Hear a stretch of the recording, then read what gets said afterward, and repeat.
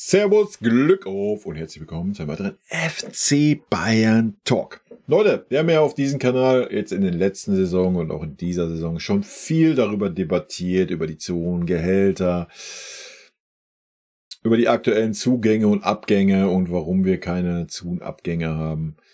Dazu habe ich einen ganz guten Artikel gelesen auf Spox.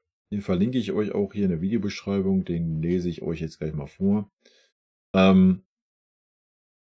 Ich möchte aber noch mal eins aufgreifen, was ich in den Kommentaren gelesen habe, wo ich kommentiere euer Kommentarvideo zu gemacht habe, und zwar, dass ich ja Unrecht hatte im Talk mit dem Olli, wo ich gesagt habe, dass ein Markt da ist für die Spieler, wie ein Gnabry, wie ein Kimmich und so weiter, und dass man die loswerden würde an Vereine.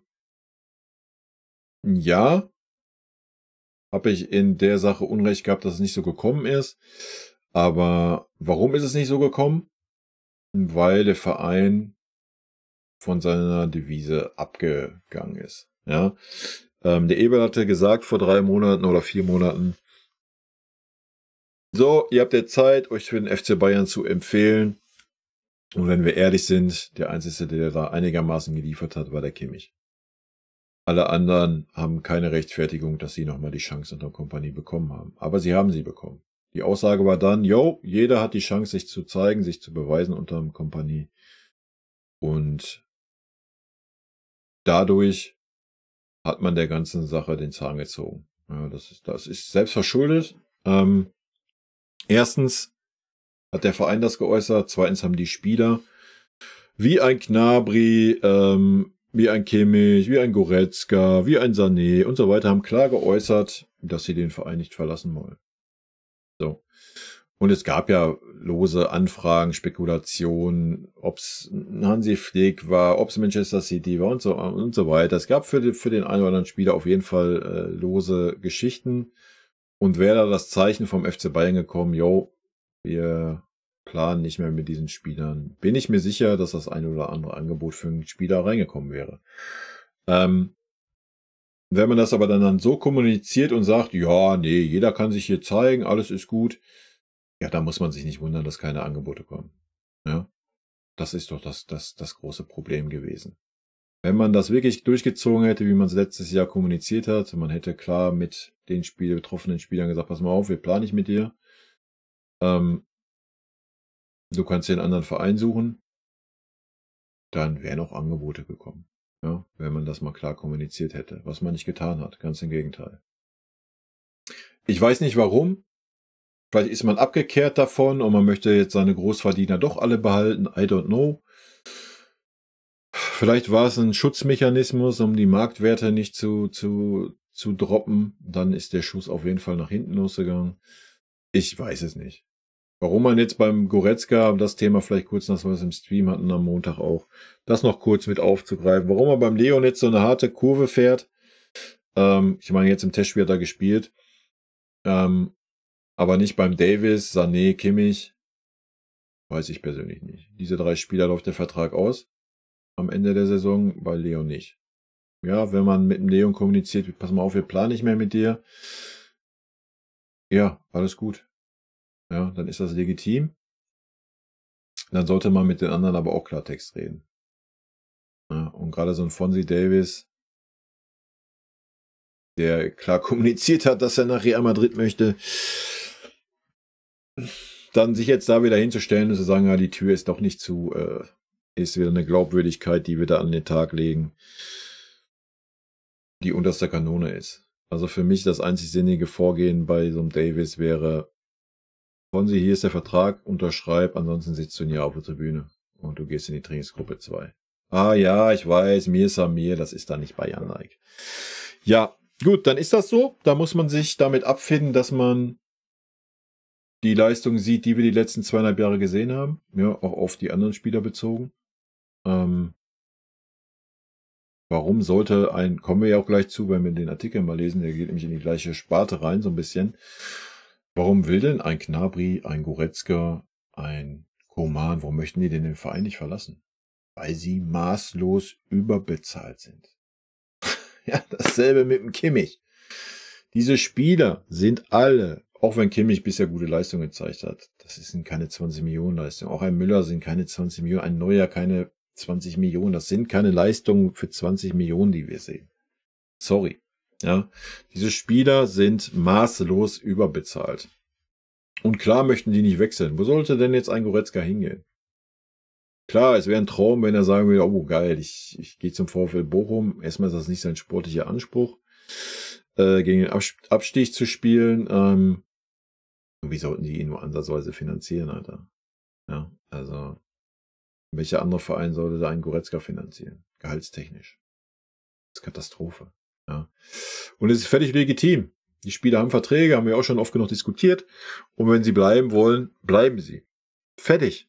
Gar kein Problem. Ja, und wenn du nicht mit ihm planst, ist das auch kein Problem. Dann als Verein sagst du, alles klar, du kannst gerne bleiben, du hast einen Vertrag, das ist völlig legitim. Wir planen nicht mehr mit dir. Von daher bieten wir dir hier die Trainingsmöglichkeit und ansonsten sitzt du leider auf der Tribüne. Punkt. Gar kein Problem. Ja, so wie der Spieler auf seinem Vertrag beharren kann, was richtig und wichtig ist, so kann der Verein aber auch sagen, ja, alles gut. Wir wollen dich aber nicht mehr in der ersten Mannschaft und Punkt. Ja, und das ist auch, was dem Umbruch im Weg steht oder stand. Ja. Natürlich nochmal ganz klar befeuert von einem Uli Hoeneß, der halt gesagt hat, ja, nee, jetzt ist erstmal gut, ne? Nee, ihr habt da noch mit dem Spieler, steht ihr noch in Kontakt verhandelt? Nee. Nee, da machen wir nicht, ne? Da machen wir nicht. Nein, wir machen jetzt keinen Umbruch, wir lassen das jetzt mal sein. Ich habe 3 Spieler verpflichtet, jetzt müsst ihr erstmal Spieler verkaufen, das Geld wieder reinholen. Ja, dann kannst du keinen Umbruch machen. Ja, ich würde da auch nicht einen Eberl und einen Freund einen Vorwurf machen, ich denke, die wollten den Umbruch machen, das hat man klar gesehen. Und dem wurde dann der Knüppel zwischen die Beine geworfen und gesagt, nee, jetzt ist gut, mehr ist nicht. Ja. Ich glaube, von Eberl und Freund war schon der Wille da, zu sagen, komm, wir verpflichten jetzt noch einen Flügelstürmer, so dass die Etablierten auch sehen, wow, ich werde hier nicht mehr spielen. Ja. Das zu erzählen, dem Spieler zu sagen, pass mal auf, eigentlich reicht das nicht mehr, was du hier lieferst, dann aber keinen Ersatz zu haben, dann weiß der Spieler auch, oh, ja, alles gut. Bin ja dann trotzdem hier und ich will ja mal eine Spielzeit kriegen, ist ja kein anderer da. Ist halt schwierig, ne? Von daher, ich glaube, es wäre, um auf den Punkt zu kommen, ich glaube schon, es wäre ein Markt da gewesen. Auch für den Gnabry, auch für den Kimmich sowieso. Auch für den Leon, auch für den King, auch für den Sané, es wäre ein Markt da gewesen. Na klar, hättest du nicht mehr für den Gnabry 40, 50 Millionen gekriegt oder was? Soll ich mal gucken, was er für einen Marktwert hat? Ich kenne die Marktwerte nicht. Komm, wir gucken mal rein, was unsere allen ach so tollen Spieler für Marktwerte haben. Okay, gehen wir mal rein. Kingsley Coman hat einen Marktwert von 50 Millionen. Die würdest du natürlich nicht kriegen. Ne? Da könntest du dich vielleicht mit 25 begnügen, was in meinen Augen aber auch völlig fein wäre. Leroy Sané 70 Millionen Marktwert. Ja, ein Jahr Vertrag, könnte sich wahrscheinlich mit 30 begnügen. Gnabry 40 Millionen, könntest du froh sein, wenn du 20 kriegst. Ich meine, Thomas Müller mit 8 Millionen Marktwert und Manuel Neuer mit 4 Millionen, brauchen wir auf gar nichts drauf eingehen, da geht es auch nie um Verkauf.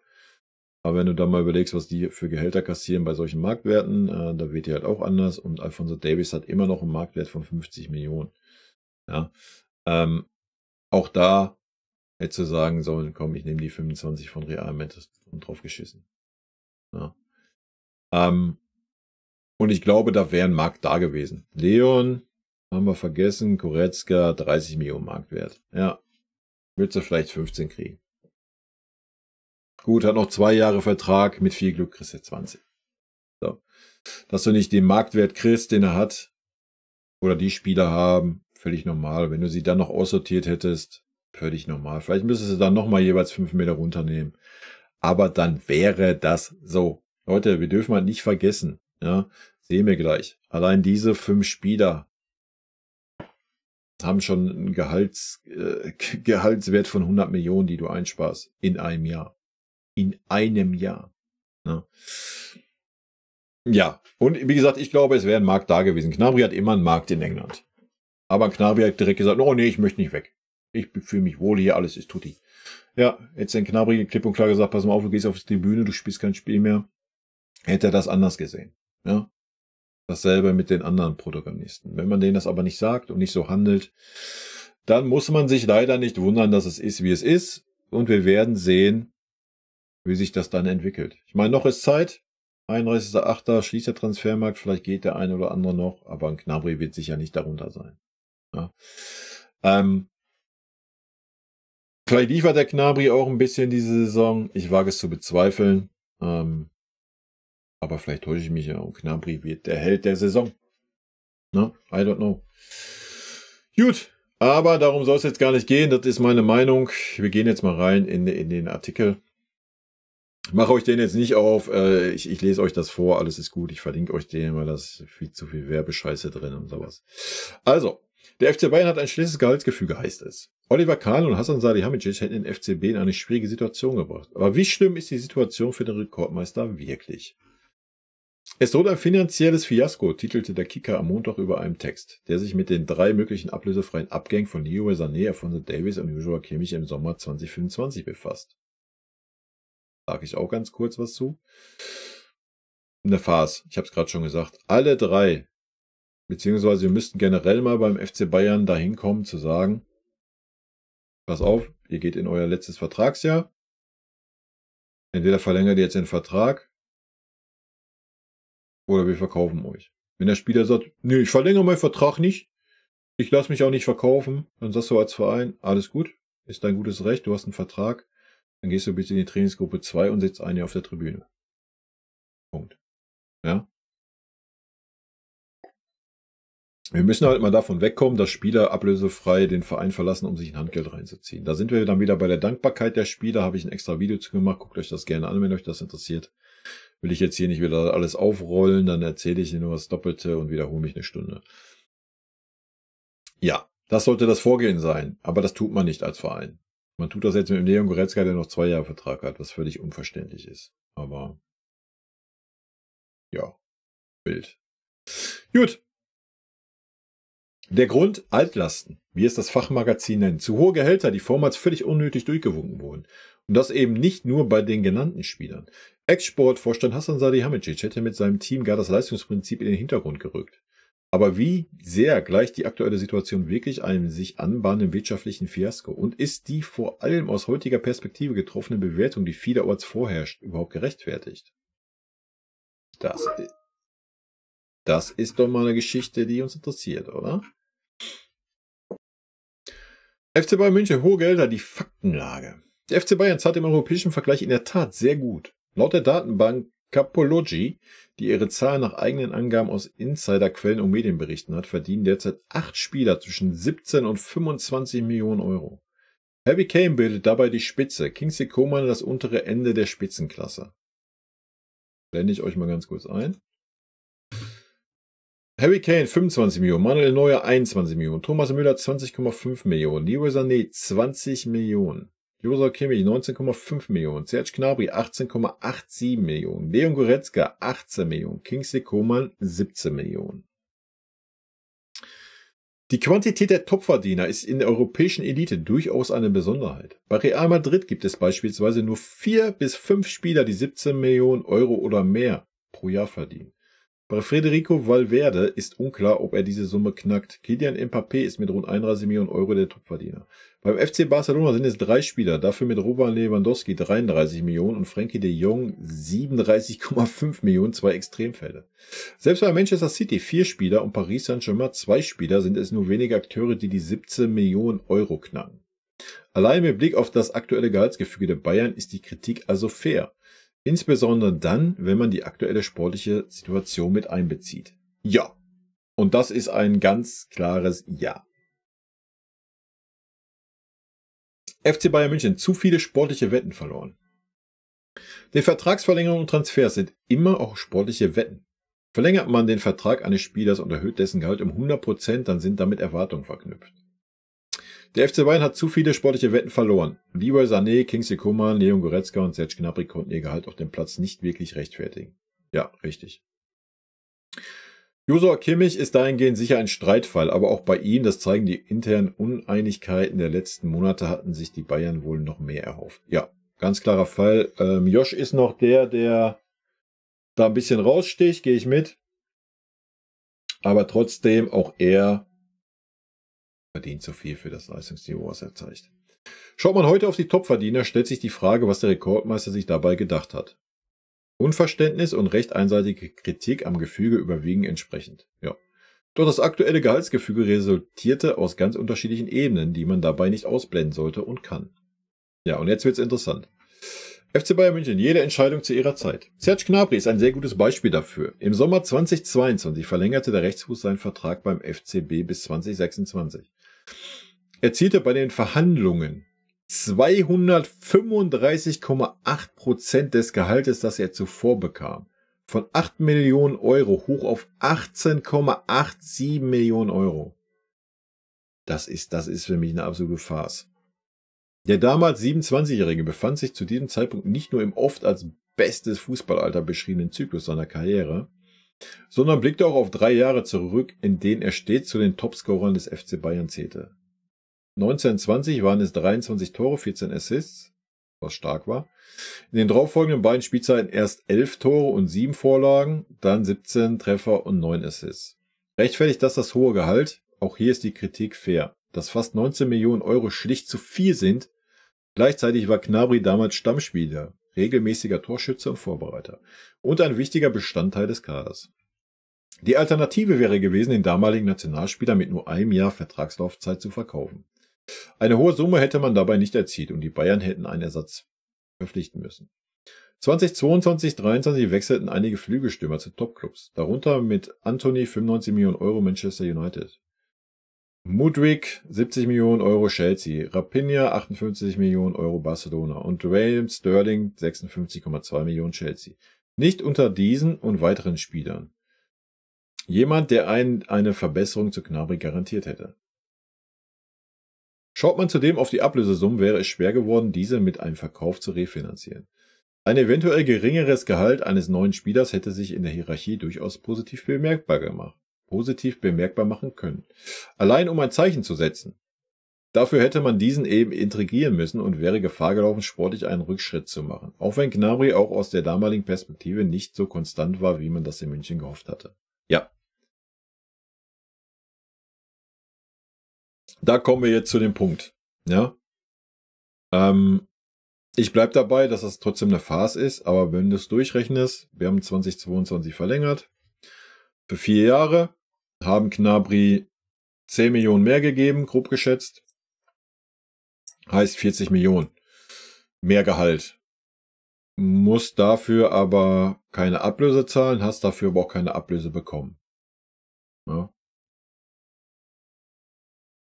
Also, gehen wir davon aus, wir hätten noch eine Ablöse bekommen. Für 9 Spieler hätten wir wahrscheinlich auch mindestens 8 Millionen Gehalt zahlen müssen, wenn nicht sogar 10, 12 Millionen. Ja. Da hättest du schon mal auf jeden Fall ein bisschen Minus gefahren. Für Gnabry hättest du vielleicht 20 Millionen gekriegt zu der Zeit. Ja. So, das hätte natürlich nicht gereicht. Du hättest also die 40, die du jetzt mehr zahlst für Gehalt.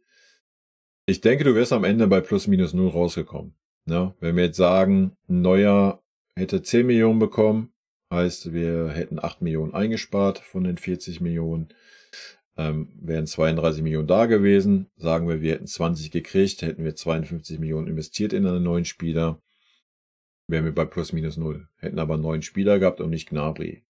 Der Vorteil daran wäre gewesen, dass man halt nicht diese Gehaltsexplosion hat, die im ganzen Kader vorherrscht. Ja, man hätte dann einen anderen Spieler, der aber wiederum nur 10 Millionen verdient und keine 19 Millionen. Ja. Von daher wäre das der bessere Weg. Problem daran vielleicht auch, dass wir da noch nicht diese Jugendabteilung hatten, wie wir sie jetzt haben. Wenn das jetzt der Fall wäre, würde ich immer sagen, weg. Selbst wenn du keinen Ersatz bekommst, wovon ich eigentlich nicht ausgehe, hättest du immer noch einen Jugendspieler, der erstmal in die Bresche springen könnte. Ja. Aber der Ansatz, der hier mal dargelegt wird, ist ganz interessant. Ne? Gehen wir mal weiter. Selbst bei Leon Goretzka ist es komplex. Das ist nur ein konkretes Beispiel, das zeigt, wie komplex solche Verlängerungsprozesse sein können. Auf Coman und Sané lässt sich diese Argumentation ziemlich genau übertragen. Bei beiden gab es damals die große Hoffnung, sie würden ihre Konstanzprobleme in den Griff bekommen und echte lohnenswerte Alternativen waren auf dem Markt rar. Das sehe ich halt anders. Ich verstehe den Ansatz. Ja, man hätte da auch auf dem Markt wieder pokern müssen. Man hätte halt so ein Odyssee, so ein Tell verpflichten müssen und auf die Spieler mal setzen müssen. Und das hat man sich halt einfach nicht getraut. Ja, man hat gesagt, ach ja, komm, die werden schon, die schaffen, die sind jetzt im besten Fußballeralter, die schaffen ihren Durchbruch, die werden konstant spielen. Ich verstehe diese Gehaltsexplosion nicht wirklich. Weil machen wir uns nichts vor, selbst wenn so ein Gnabry gewechselt wäre oder auch Coman, die hätten ja nicht woanders irgendwo 19 Millionen bekommen. Wir haben es ja gerade gesehen, was andere Spitzenvereine zahlen. Als hätten die auch nicht bekommen bei diesem Verein. Hätte Bayern dennoch wenigstens einen der 3 Flügelspieler abgeben können, um frischen Wind reinzubekommen? Rückblickend betrachten wäre das eine Option gewesen. Ja, definitiv. Doch auch die damaligen Trainer, erst Hansi Flick, dann Julian Nagelsmann, waren wohl überzeugt von der Qualität dieser Spieler und die Kritik an ihn spielte sich ebenfalls eben auf hohem Niveau ab. Das finde ich zum Beispiel nicht, dass die Kritik auf hohem Niveau war, bei so einem Gnabry und Sané. Ja, das eine Jahr haben wir gerade gehört, dass von der Werte her war es gut bei Gnabry. Guckt euch gerne hier auf dem Kanal meine Meinung zu den Saisonabschlüssen an. Selbst bei Goretzka, der aktuell als eine Art Paradebeispiel für die vermeintlich verfehlte Gehaltspolitik der Bayern angeführt wird, ist es komplizierter als die bloße Kritik an seiner Verlängerung im September 21. Der gebürtige Bochumer spielte eine überragende Saison 1920, in der er als Mittelfeldspieler an 19 Toren in 38 Partien direkt beteiligt war. Auch in der Saison 21-22 kam er auf 16 Torbeteiligungen in 32 Spielen. Goretzka war Stammspieler, genoss in Deutschland ein ganz anderes Ansehen als heute. Kritik an ihm war die Ausnahme, wenngleich es hier und da erste kritische Laute zur Doppel-6 mit Kimmich gab und auch die Verletzungsanfälligkeit ein Thema war. Dennoch war man beim FC Bayern überzeugt von der Qualität des ehemaligen Schalkers und dafür gab es eben gute Gründe. Zudem zählte auch die generelle Teamdynamik. Als die Münchner 2020 das Triple holten, wurde vielerorts das besondere Verhältnis der Generation rund um Kimmich gelobt. Es galt als eines der Erfolgsgeheimnisse, erst als der Erfolg weniger wurde, gab es Kritik daran. Zum damaligen Zeitpunkt hätte ein Verkauf von nur einem dieser Spieler die Stimmung und Dynamik innerhalb des Teams komplett verändern können. Ein nicht zu unterschätzendes Risiko. Fühle ich so gar nicht. Aber ich verstehe natürlich den Ansatz. Aber auch der FC Bayern hatte großen Anteil daran, dass es für die jeweiligen Spieler nicht optimal lief. Die ständigen Wechsel auf der Trainerbank, die Transferpolitik, die nicht richtig durchblicken ließ, welche Art von Fußball man überhaupt spielen will. Das Vorgehen der sportlichen Führung wirkte mitunter etwas kopflos. Da hatten es selbst eher konstante Spieler wie Kimmich schwer, ihre beste Leistung zu zeigen. FC Bayern, verschiedene Zyklen und steigender Umsatz. 2 weitere Ebenen, die es beim retrospektiven Blick auf dieses Thema zu beachten gilt, werden ebenfalls nur selten beleuchtet. Da wäre zunächst die Tatsache, dass die Bayern zwischen 2017 und 2022 einen besonderen Zyklus durchlebt haben, in dem einerseits vorhandene Spieler in die Fußstapfen ehemaliger Topspieler wie Franck Ribéry, Arjen Robben, Bastian Schweinsteiger und Philipp Lahm treten sollten, andererseits teure Zugänger verpflichtet wurden, die entsprechende Gehaltsforderungen stellten. Während also die bestehende Generation langsam in einen sportlichen Status rückte, der ihn spätestens mit dem Champions League-Titel 2020 im Rücken eine gute Verhandlungsposition bescherte, wollte man den Kader sportlich gleichzeitig durch externe Neuzugänge verstärken. Und dann gab es noch mit Manuel Neuer und Thomas Müller 2 Legenden, die sportlich immer noch wichtig waren und bereits einen Top-Vertrag hatten. Dass sie heute im Alter von 38 bzw. 34 Jahren immer noch so viel Geld verdienen, ist hingegen ein anderes Thema. Ein freches Thema. Denn natürlich kann das dazu führen, dass jüngere Schlüsselspieler des Kaders im Büro der sportlichen Leitung auftauchen und ähnliche Forderungen stellen. Ganz genau. Innerhalb dieses Zyklus entstand also eine Situation, in der sich mehr Top-Verdiener anhäuften, als das für gewöhnlich üblich ist. Eine Situation, die rein finanziell aber gar nicht so dramatisch war und ist, die der FC Bayern in den kommenden Jahren relativ zur Marktsituation womöglich korrigieren wird. Zwischen der Saison 10-11 und der Saison 2021 gab es einen Sprung im Personalaufwand von 165 Millionen Euro auf 373 Millionen Euro. Doch auch der Umsatz ist eben massiv gestiegen. Die Personalkostenquote der Bayern betrug selbst während Corona-Zeiten kaum mehr als 50% vom Umsatz. Das ist im europäischen Spitzenfußball eine der gesündesten Quoten. Wirtschaftlich macht den Münchnern auch heute noch kaum jemand etwas vor. Zuletzt betrug die Personalkostenquote 56% des Umsatzes. Das ist unterhalb des Durchschnitts der europäischen Spitzenclubs. Insofern könnte man etwas plakativ behaupten, sie können es sich eben leisten. Und wenn es schon große Umsätze gibt, warum dann nicht in das investieren, was einem am wichtigsten ist? Sportliche Entwicklung und Erfolg. Das geht eben nur mit Qualität im Kader, zumal das Verhältnis zwischen Kosten und Umsatz immer noch herausragend ist. Den Satz muss ich direkt einhaken, weil die Qualität im Kader ist ja nicht vorhanden für das Geld, was man an diese Spieler zahlt. Ja. Man hätte ja besser, anstatt einem Spieler 20 Millionen geben zu können, 2 Spieler für 10 Millionen Gehalt und hätte die noch in einen gesunden Konkurrenzkampf gesteckt. Ja. Und zum Thema Kimmich-Goretzka, ich glaube nicht, dass das Problem war, dass man nicht wusste, welche Art Fußball man spielen wollte. Das Problem war, dass man Spieler, die Sinn gemacht haben, verpflichtet hat. Sabitzer, Grafenberg und so weiter, sind nur die Jüngeren, ja. Auch Marc Rocker und so weiter. Man hat diesen Spielern aber nie eine faire Chance gegeben, weil immer, wie es hier steht, Kimmich, Goretzka gespielt haben, weil sie eben diese Topverdiener waren und natürlich müssen die spielen. Also, wie soll der Uli Hoeneß das rechtfertigen? Wir haben den 20 Millionen durchgewunken im Jahr, wie sollen wir die jetzt nicht spielen lassen? So ein Ding nehme ich, ne? Das war Teufelskreislauf. FC Bayern München, Herausforderung, aber kein Fiasko. All die dargelegten Entscheidungsprozesse zeigen nicht, dass der FC Bayern in Wahrheit alles richtig gemacht hat. Sie zeigen aber eben auch nicht, dass man alles falsch gemacht hat. Es ist komplizierter, als es der Großteil der öffentlichen Kritik impliziert. Mit dem Wissen, wie die Karrieren vieler der Topverdiener weitergingen, lässt sich heute sehr leicht sagen, dass Salihamidzic und Co. die Fehlentscheidungen bei den Verlängerungen nur so angehäuft haben. Das große Problem liegt aber nicht darin, dass die Bayern hohe Gehälter bezahlen, sondern darin, dass die Spieler, die sie verdienen, ihren Stellenwert weitestgehend nicht rechtfertigen konnten. Ganz genau. Nur, denkt man alternative Wege durch, gibt es auch dort Risiken. Ja, na klar. Zum Zeitpunkt der Verlängerung war die Kritik an eben diesen sehr, sehr leise. Beim FC Bayern hat man wie eigentlich immer in der langen Geschichte lieber auf Bewährtes und auf Kontinuität gesetzt, statt sich einen großen Umbruch aufzuhalten.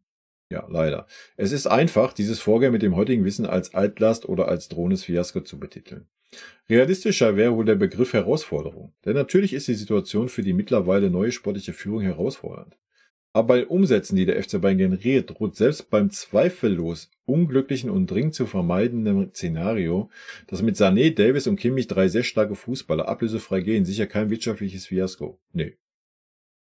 Es ist eher der sportliche Bereich, bei dem aktuell große Fragezeichen verortet werden können.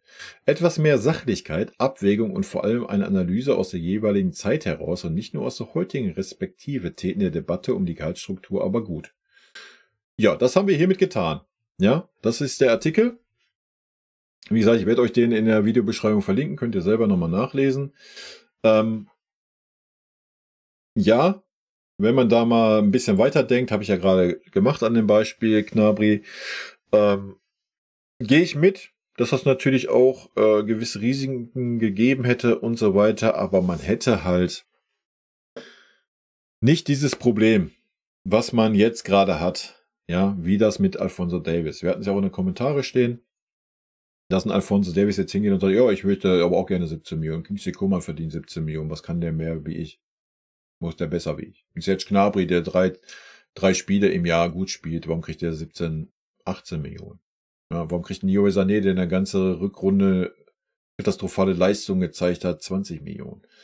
Ja, das sind doch die Argumentationen. Ja. Dann hätte man halt so den Spielern aufzeigen müssen, ja, pass mal auf, Fonsi, da hast du vollkommen recht. Ich meine, man hatte jetzt die Chance mit einem Freund und Eberl. Ja, hätte man sagen können, ja, sehen wir ganz genauso, deswegen werden die Bezüge bei den Spielern reduziert oder die Verträge nicht verlängert. Ja, dann hätte man da vielleicht einen Konsens treffen können, aber dass der Spieler das dann auch fordert, ist natürlich frech, aber natürlich nicht ganz unbegründet. Ne? Und dass die Sachen hausgemacht sind, ist klar. Und auch, dass ein Uli Hoeneß da mit im Boot saß, der Uli hat es ja auch nochmal gesagt, ja, in seinem Interview. Die Entscheidungen wurden alle oder müssen alle beim FC Bayern vom Aufsichtsrat mit abgesegnet werden. Und wir wissen alle, wer im Aufsichtsrat sitzt, oder? Und dass da nichts passiert, ohne dass der Uli Hoeneß den Daumen hebt.